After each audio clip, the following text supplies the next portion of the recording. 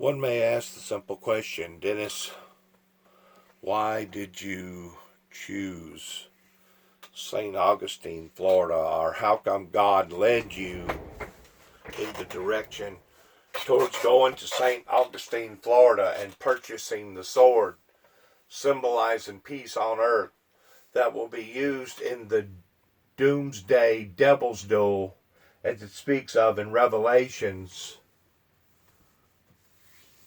into the beginning phases of the Battle of Armageddon? How come you chose St. John Street there in St. Augustine, Florida to purchase this sword and then go back to land between the lakes and fast and pray until God had ordained this particular sword symbolizing peace on earth? Now I'm going to be able to tell my viewers exactly why God led me in the direction that he led me in towards me purchasing this sword for a little over, it was less than $200. Let's listen to this. Just 7 remain.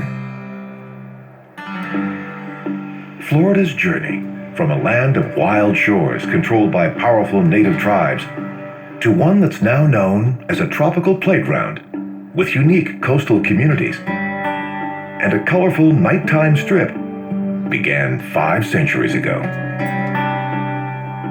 In 1513, a legendary Spanish explorer named Ponce de Leon first set eyes on Florida's coast.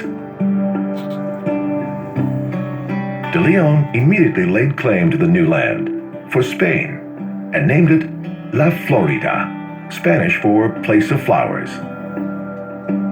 But soon, French settlers were vying for a piece of Florida. So, in 1565, Spain sent a battle-tested officer named Pedro Menendez de Aviles with 2,000 men on 11 ships to kick out the French. Menendez landed on Florida's northeast coast and established a Spanish colony that he named St. Augustine, after the Catholic saint.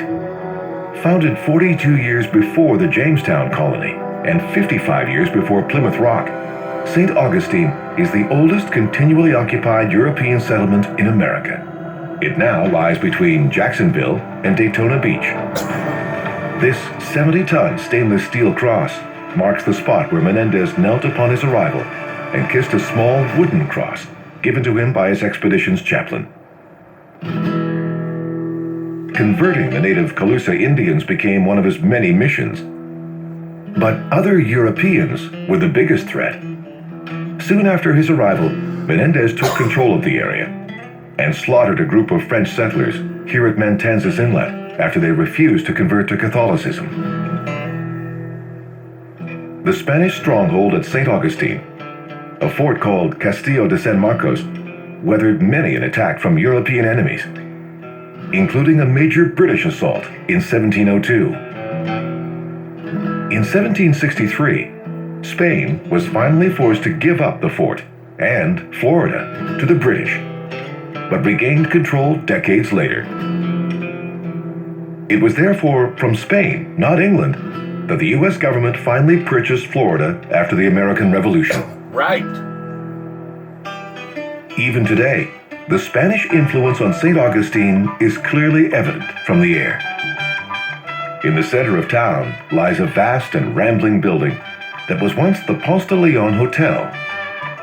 Let's back up just for a second, because it's an important fact that a lot of people overlook. Was finally forced to give up the fort and Florida to the British, but regained control decades later. It was therefore from Spain, not England, that the U.S. government finally purchased Florida after the American Revolution. After the American Revolution. Or from Spain, not England, that the U.S. government finally purchased Florida after the American Revolution. Right. Even today, the Spanish influence on St. Augustine is clearly evident from the air. In the center of town lies a vast and rambling building that was once the Ponce de Leon Hotel.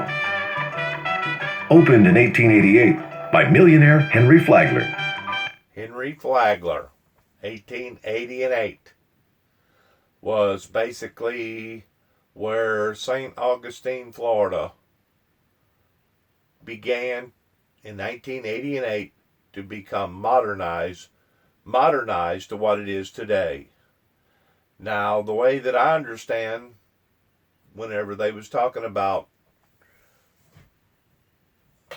Anastasia Island was actually named after a predominant martyr who had died for Christ years before that over in the Spain colony. This was one of the well-known, recorded, established here in America towards America becoming America.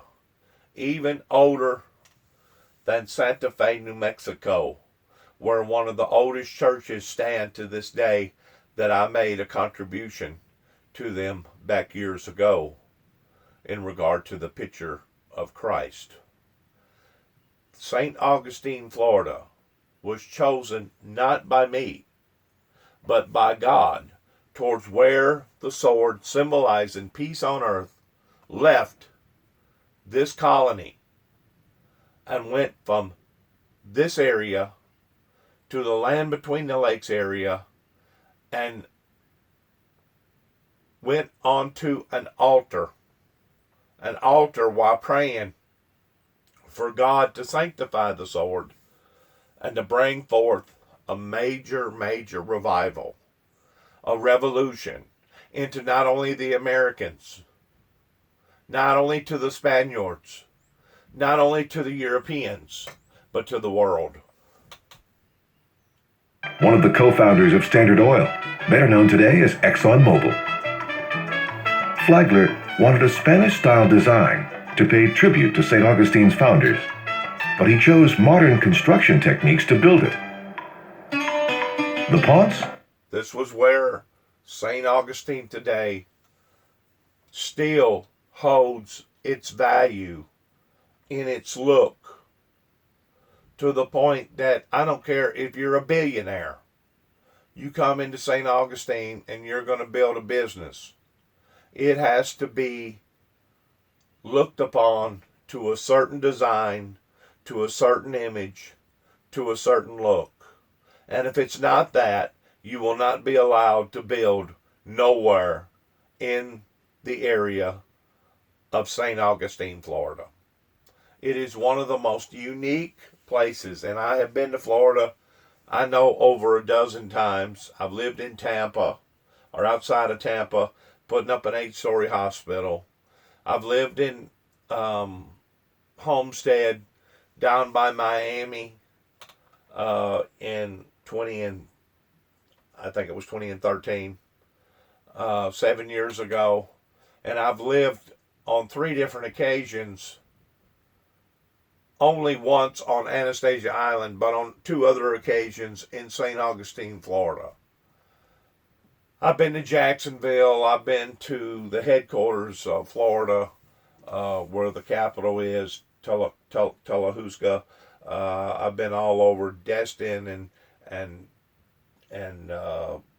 other coastal lining areas, but it was St. Augustine that caught my heart, that took me into a direction like that I had never ever been taken into before. Was one of the first major structures in the U.S. to be built from poured concrete. Let's back up. I don't want to take away the history of this building. Fort and Florida to the British, but regained control decades later. It was therefore from Spain, not England, that the U.S. government finally purchased Florida after the American Revolution. Even today, the Spanish influence on St. Augustine is clearly evident from the air. In the center of town lies a vast and rambling building that was once the Ponce de Leon Hotel. Opened in 1888 by millionaire Henry Flagler, one of the co-founders of Standard Oil, better known today as ExxonMobil. Flagler wanted a Spanish-style design to pay tribute to St. Augustine's founders, but he chose modern construction techniques to build it. The Ponce was one of the first major structures in the U.S. to be built from poured concrete. Before it opened, Flagler sent booklets to potential guests in the U.S. and England that called St. Augustine the American Riviera. Thanks to the Ponce and its glitzy neighbor, the Alcazar, thousands flocked to St. Augustine, turning it into Florida's first major resort. The development of the Florida coast that most know today had begun. At the time, in the 1880s, it was possible to take a train from New York all the way to St. Augustine. But this was the end of the line. Now you know why God chose St. Augustine, Florida, of where the sword symbolizing peace on earth come from, here on Mother's Day.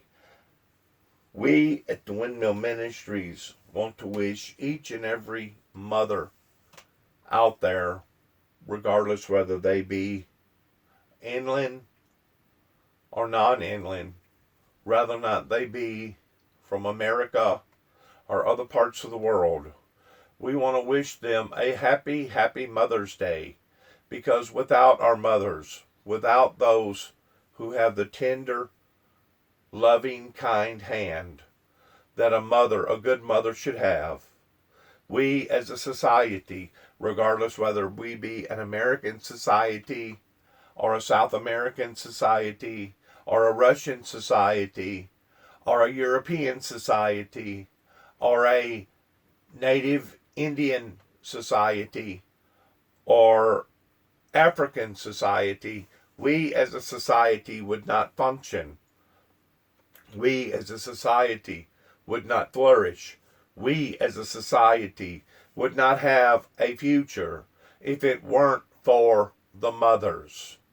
The mothers that are present as well as the future mothers. So we want to say thank you from the very, very bottoms of our hearts on this particular Mother's Day 2020. As we end this message of the sword symbolizing peace on earth, of its original origin, of where it come from, we wanted to share how come that it was such of an amazing, amazing place to be honored of taking a genuine sword that was purchased once more on St. John Street and taken up to the altar where God himself selected and where God himself ordained. Thank you for listening. Good luck to all of us as we go further into the future on this particular Mother's Day. And shalom.